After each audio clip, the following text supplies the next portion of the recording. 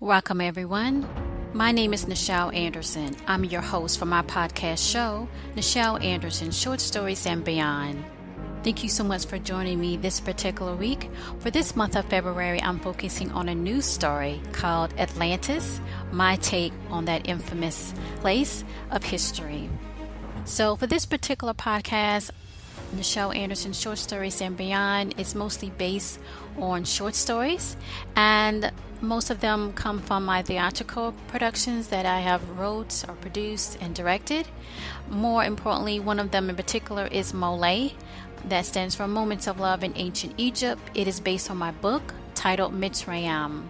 Currently, MOLIAE production is still in the prep phase for the prestige Return of the MOLIAE Stageplay.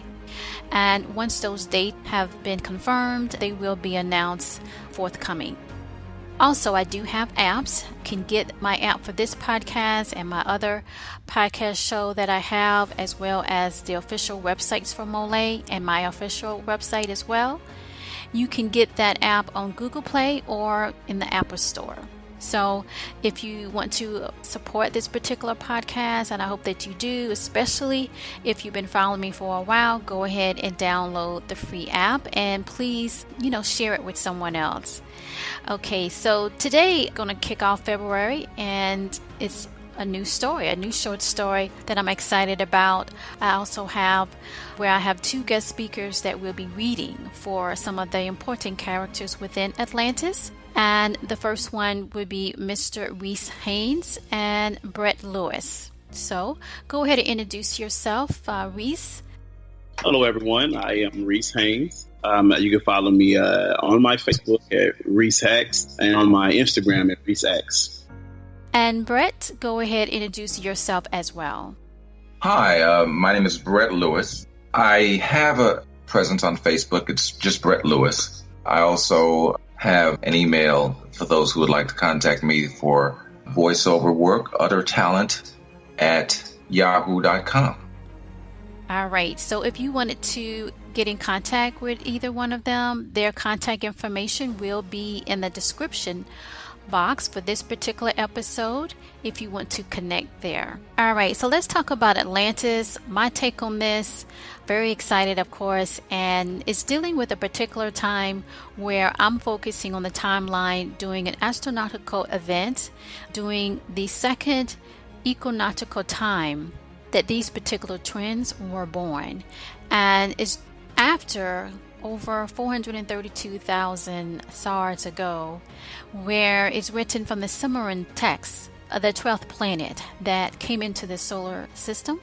And based on that text called the Epic of Creation, they called it the planet of the crossing, that created a gravitational pull that changed the course of order of the planets therein in the solar system, therefore creating battles and wars and unrest, looking for peace. And in that not alignment, you had different rulers that could not agree or work together for a common cause. This is where the two trends come into this type of timeline, where the orbits of the planet so far, where Atlantis is considered to be the leader in the area on Tamat that we're calling Earth now, as the intermediaries as well as those that respect the order of the solar region. The two twins with their destiny in place will have some challenges and opportunity to lead forward to bring all together. Okay, so the highlight for this particular part one of my take on Atlantis is during that time frame focusing on the royal family. So you have a Kobe. He's considered the main leader or king. I don't really use the word king. I just didn't felt about writing Atlantis. It just didn't come up. It felt like they were more focusing on leadership and using that type of reference of their role in this time frame. So you have a Kobe. He's over the center of Atlantis. And then you have the northern area where he designated ruler for his older son Matum. And soon you will see that the two twins, they will have joint rulership of the south of Atlantis. Atlantis in my take, it will be both above water and underneath, both as an island where they have the most of technology as well as connected to land. And you will see or at least hear some of those aspects when I go forward. So overall, this is a particular time where there was a galactical battles ongoing to reposition the orbit of the planets, which correlate to their rulership and their power and control. And within that, they own, I guess you can say, politics in that sense, or their own internal wars on their planet to try to balance that out. And Atlantis, with their knowledge and their technology and their keen sense of negotiation for peace and balance, was a central part in bringing harmony, at least to the point where they can move forward and not back. So in this particular podcast, again, this is a premium podcast, so if you want to get the full short story, because eventually Atlantis will be clip snippets, as well as my other stories that I release. I do release the full, and then I do release clip snippets. To get the full clip snippets, I do have a link to my Patreon page. You click that link, you can find more information about that to get the full short stories when I do those clip snippets. For this month though, I'm releasing the full short of my premiere of Atlantis.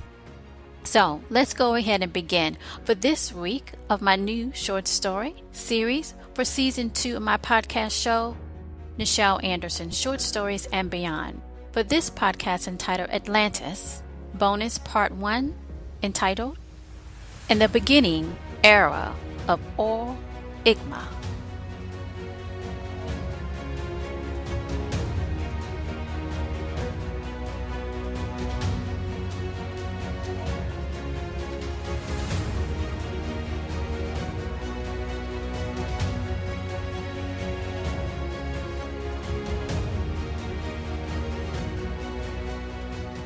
Opening scene.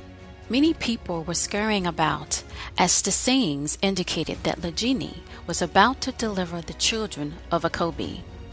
As moments went to and for the new birth of a generation of twins during the second equinoctial period of Tamat, and the round of the solar plane left news spreaded across many on Tamat and beyond. Within the many of 9 and 0 stars of Legini, double new life within her, as indicated by the Atlantis High Priest Bako.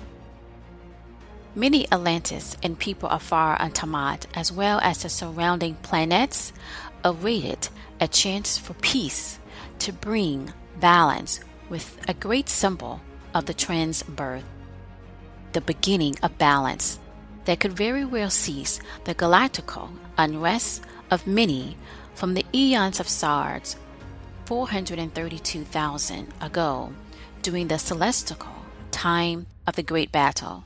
It was the High Priest Bako that was assisting in formalities as he indicated to his temple the robes. They were his highest assistants.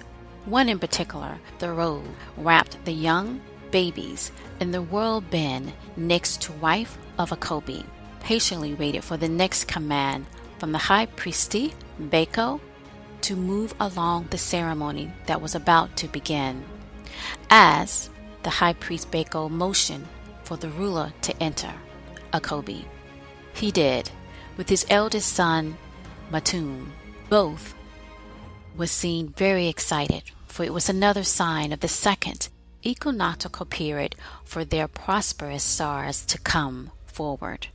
Matum, now 14 years old, looked on with excitement of his mother and new siblings as his father went to Legini and kissed her on the forehead.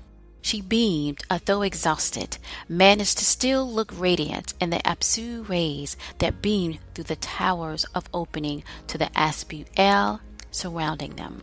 High Priestess Bako nodded for the temple with the robes to bring the babies to Akobi, and there was a gasp by the father and mother and their son Matum as they looked down to the delight of Anu upon them. They were twins, a boy and a girl. They had the same birthmark on their right arm. that signifies their connection to their life purpose.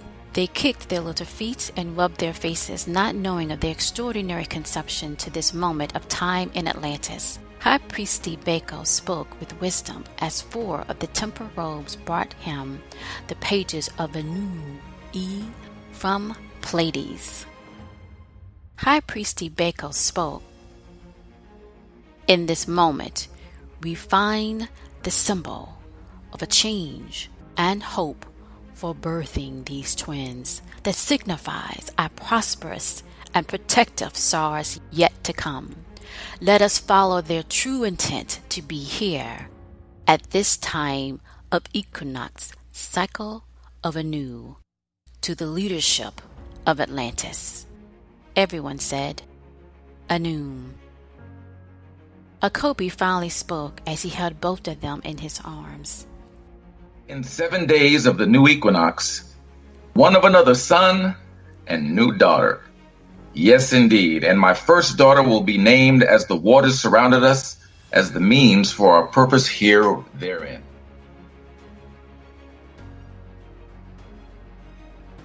Meanwhile, many Apsus later, in the stars' time of 1 and 9, we see the twins that over the many moments of stars bonded as they were in the room from beginning unto the now. In the day of Numa, it is Maketo that is sitting in the meadows on a slight ridge leading to the mountain of Igma, watching her twin brother, Arente, racing with his friends on the water surrounding them. One of them was known to their family for a long time, named Reese. In those days of Apsu of Atlantis, the second equinoctial time, the land went far green, forming many slight hills, and as well engulfing with so many trees of the tree of life, sprouted throughout the land afar, that connected to the island that surrounded the main center of Atlantis, led by their father, Akobi. Maketa and her friends watching her brother racing through the rapids of the water on a Nashata brought a wonderful feeling as the new Apsu continued onward. They were on the land that was 30 degrees south from the center realm of the above Naru of water, the center of Atlantis. Makoto yelled in support of her brother as she sat on the tallest sand mist dunes that engulfed the area to the southwest of their location. Makoto yelled in support of her brother as she sat on the tallest sand mist dunes with a few others. Aroa, Aroa, Nafaya, Atate, Awente, Awente. Translation. Go with force, Awente, go, go.